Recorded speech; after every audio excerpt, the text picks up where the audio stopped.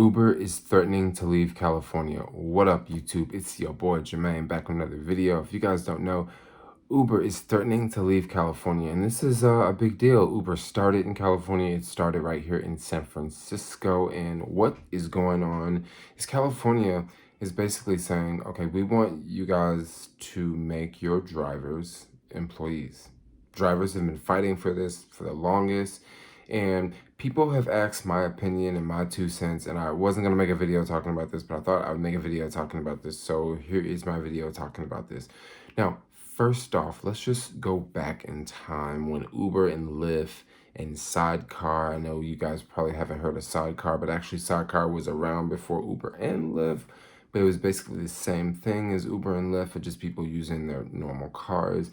Now, when these gigs first started, these gigs were started not for like long-term position, like a long-term job. These were started as gigs, as you know, you give a couple people, you give a couple rides a week, and you know, you make a little bit of money and you have fun and you help out the community. That's the whole idea of when these apps first started. Okay, now when these apps first started, they were really amazing. Okay, you can make boatloads of money. People are literally quitting jobs because you could go drive for Uber and Lyft, and you can make like you can make a grip load of money, yo. Like, I remember back in the day, it was amazing. Okay, so it worked out for some people because maybe they're in certain places where it was really busy. I know definitely in San Francisco it was working out great. Here, a lot of people don't have cars. Right when Uber and Lyft was started, San Francisco was on the uptick. It was tons of people moving in and people looking for rides, and you know, it was just competition with taxis and stuff like that. And for some people, they just turned it into a full-time job. Myself, I turned Uber into a full-time job, and it was working for me. Okay, this was working for me. This was a gig, and I was just doing Uber, and I liked Uber better than any other job I ever had. I love the flexibility. I love the fact I can get up and work. I typically work the same hours. And when you work a job, you know, maybe you typically work the same hours. Maybe you work a 9 to 5, so you're there at the same time. You're waking up at the same time. You're having lunch probably at the same time. And that's kind of how it was driving Uber. That was my experience. Like, I would wake up like early.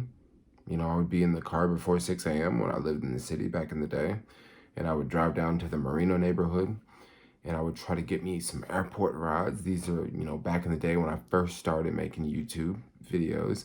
And believe it or not, I actually started making YouTube videos because of Uber.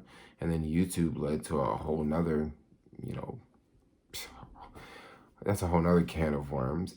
And, you know, back in the day, you know, I really enjoyed working for Uber. And you know, I'd work from 6 a.m. to like 10, and I would have a nice break.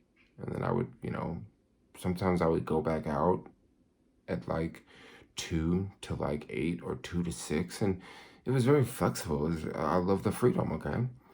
It was working for me. And then I had a couple time periods where it wasn't working for me, okay? So since it wasn't working for me, I figured out something else to do. I started to do more delivery jobs, signed up for Postmates, Instacart, and the list goes on and on and on. DoorDash, Caviar, you know, I was just doing all the delivery apps, and I actually like the delivery apps more, okay? So it worked out, okay? I also referred a lot of people to Uber, and that was really awesome. It was really nice to refer a lot of people, and it was really nice to get a lot of comments and emails from people saying, yo, I was able to buy a new car in cash because I, you know, signed up for Uber, and I was driving Uber, and, you know, I was saving money, and, you know, I was only working Friday and Saturday nights. You know, it wasn't a full-time job for me, and I was able to, you know, buy me a new car. You know, people were telling me amazing things about Uber, okay? But Uber is one of those situations where it can kind of look like it's a job, okay? It can kind of look like it's a job, but it's It's not a job. You're an independent contractor. Okay. You go to a job, you go to the same place every day when you go to a job. You probably go to that job at the same hours. You probably leave that job at the same hours. Well, that's the same way with driving Uber for me. But I understood, like, look, I'm an independent contractor. Like, I can cut this app off and not work for a week and I'll be good, you know? So what Uber began to do over time, and I don't know if this was Uber's plan or if it was just maybe the economy, maybe people were just, on social media, just thinking about how, wow, I could drive my car and I could make money for Uber and I don't have to work this job and I can spend more time with my kids because I have less time. So you had a lot of people, this is what I believe what happened. A lot of people who were typical working people, someone who is used to having a job, someone who is used to having a boss, someone who is used to having taxes taken out of their check every week, someone who is used to basically someone who's just used to having a boss, an employee. All right. And when you're an independent contractor, when you're self-employed, it's kind of hard to hang out with employees sometimes. You're dealing with different species of people. Okay. When you're with entrepreneurs and self-employed people and people that work for themselves, they think differently about money. Okay, they think differently about opportunities. They think differently about their time. All right. When you are working with someone who is on a job, they don't think the same about time because they're used to getting paid by the hour.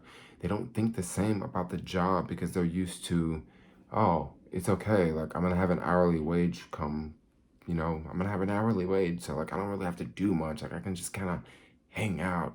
You guys know how whenever you see, like, construction workers and you usually see, like, 6 construction workers standing around and there's one guy with a shovel, right? And everyone is just standing around. What are they doing? Man, they're just on the clock. They're getting paid. Like, it's good. Like, you don't have to work because you're on the clock and you're getting paid. And it's like, it's a nice sunny day. I'm getting paid. But no, when you're an independent contractor, when you're a hustler, when you're self-employed, when you're out working and you're not making money, you're not making money. Okay, so I see like a lot of these like people that come from, this whole protection of a job. Now they come over to Uber and now they're demanding they're demanding like to be employees, right? They're demanding to be employees. Uber is a company. They are not going to make their drivers employees. They just simply couldn't do it. Like it would just be a lot of money. And also you have drivers who go out and drive on nights that it's really busy and they make a lot of money, right? But then you also have some drivers that go out and drive on nights and it's not busy at all. Okay, so if Uber does have to make drivers employees, I would imagine the first thing they're gonna do is basically just get rid of all the drivers for the most part. They're only gonna have a few drivers. Also, guys, don't forget right now we're in the middle of this COVID-19. So it's not like these are normal times. It's not like, people are just going to the airport like all the time. It's not like the people are just going out to party and people are just going to events all the time. It's that's not the case right now. And I imagine if Uber gets rid of a lot of drivers, the price is gonna increase because if Uber is not gonna have to reimburse drivers for mileage, if Uber is gonna have to pay drivers I mean, $20 an hour, $25 an hour. I couldn't imagine them literally payroll paying them $25. I can't imagine Uber paying more than $25 an hour. I mean, if you're gonna have them on payroll and then you have to pay all the insurance and then oh my gosh, oh my gosh, just thinking about this can be a nightmare. There's so much liability out there when you are driving. There's so much liability. And this is one reason why it's kind of worked for Uber in their business model because they don't have to worry about the liability so much. Now, I know drivers are going to hate me when I say that, but basically that's their business model. Just like Airbnb's business model is They don't have to worry about the property as much because the owner is going to have to deal with the property, just like the driver is going to have to deal with the car. So my guess is this is how I think it's going to play out. I could be totally wrong, but this is just my speculation. Maybe we could possibly see Uber somewhat shut down in California, right? Up until election time, right? And they'll make sure that riders and drivers vote that drivers do not become employees. And my guess is if they do shut down for a few months, prices are going to go through the roof, okay? And people that were used to taking Uber, they're just going to be like, this is so messed up. Now, I don't think Uber is going to completely shut down. I think they're going to limit their service greatly. Now, another question is, what about Uber Eats? What's going to happen with Uber Eats? And if this is happening with Uber and Lyft, it's only just a matter of time before this expands in other parts of the sharing economy. For example, Instacart, Ship, TaskRabbit, Postmates, DoorDash. I mean, gosh, the list goes on and on and on. So if Uber loses this one and it's voted in that that Uber and Lyft has to make all the drivers employees, this is going to be okay. Like if this whole thing doesn't get overthrown, this is gonna be really, really bad for consumers, I would imagine, because now it's gonna be less options for people to get around, and it's gonna be less options for people to work. Now, drivers back before, maybe they were like complaining that they were not making money, but at least they can go on the app, right? At least they can go on the app. At least they can go sit in front of a restaurant and maybe they'll get 3 or 4 orders. Maybe they'll get 3 or 4 rides, but just imagine if you don't even have access to the app anymore. Like then you're totally screwed. So you know, I think they should keep it the way it is. They should keep it independent contract because that way we can work whenever we want. Drivers can work whenever they want. They can work for Uber and Lyft at the same time. If you become an employee, you won't be able to work for both, You're just going to be stuck for one, Hope that's the one you like. But anyway, I thought I would make a video talking about my 2 cents about the whole Uber situation. But yeah, that's up ahead. Anyway, like, comment, subscribe. Thanks a lot for watching. Peace out, y'all.